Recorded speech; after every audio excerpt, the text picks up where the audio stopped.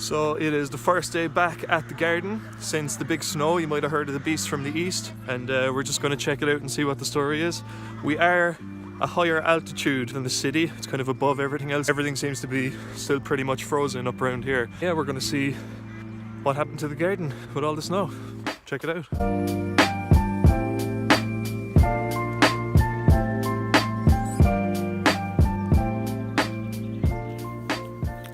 So the mulched garden is looking awesome. It's looking warm, if I do say so myself. So in this part of the berry garden right behind me, it's looking pretty snowy, as you can see, and further up it seems to have melted. And I'm wondering, is that because there might be less mulch down here than there is up here? I'm not sure, because up there is closer to where the actual mulch goes. Ooh, oh no. Oh no. Our greenhouse is completely crushed by the snow. Oh wow. Check that out. That used to be standing up. Kind of seeds getting started in there, but no bueno. We don't want that. Berries and things like that get sweeter after a frost. So this is a little bit more than a frost, like. It's interesting to see the garden this way. Oh no. Where, yeah, that's beetroot along there, apparently. Damn, this snow did a lot of damage. It's gonna take a bit before it's anywhere usable. Not much we can do, really. I mean, what can you do? What is there to do, huh? Grab some more wood chip? I think so. So it looks like I should have planted stuff in here, because this little low tunnel that I put together seemed to survive best of all. I've actually heard some birds going crazy. I don't know if you can hear them in the background, but they seem to be like chasing each other and fighting. So because the birds are going crazy, I'm going to rake back some of this mulch and expose some of the life under there, so maybe they'll come eat some of my bugs. The birds deserve it, I think. They're nice. They're a nice addition to the garden.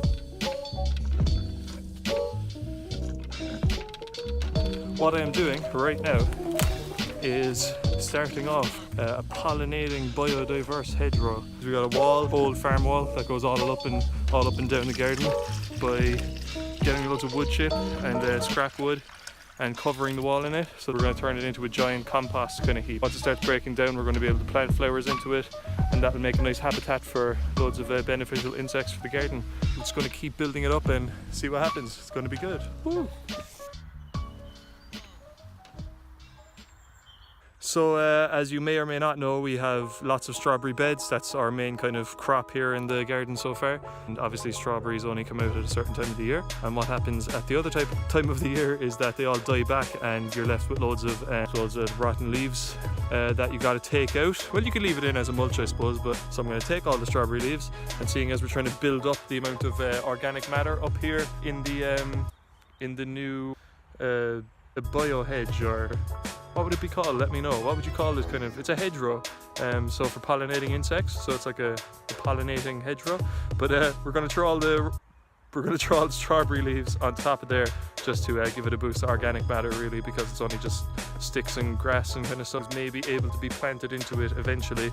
We're going to have lots of beautiful flowers here for all the pollinating insects, like bees and butterflies and stuff, and then that will lead to us having a much more fruitful garden, hopefully. One day I will get the hang of pressing the actual record button before I start. Kind of wasted 5 minutes there. What I was showing you is that behind me we have strawberry beds. They've been cleaned and they're kind of getting prepped now for fruiting pretty soon. We have these long beds going down towards the back of the tunnel. When I cleared away all the beds initially, I realized how much of a slope is actually in this tunnel. I'll show you what I mean now. In between here, like, this walkway is way too big. This is like looks like a 2-foot walkway. I don't know what I was thinking. So our walkway is going to be like, I don't know, 10 inches, 6 inches or something, like just enough to get your feet down. But what we got here is loads of water. So basically it must be on a slope. That's what I'm thinking. Then it's a whole other, got loads of water between the beds. I don't know what to do. Do you have any suggestions? Let me know if you've come across that before. It's very compacted. The whole place is very compacted. It's full of weeds, and we're going to have to do some serious work.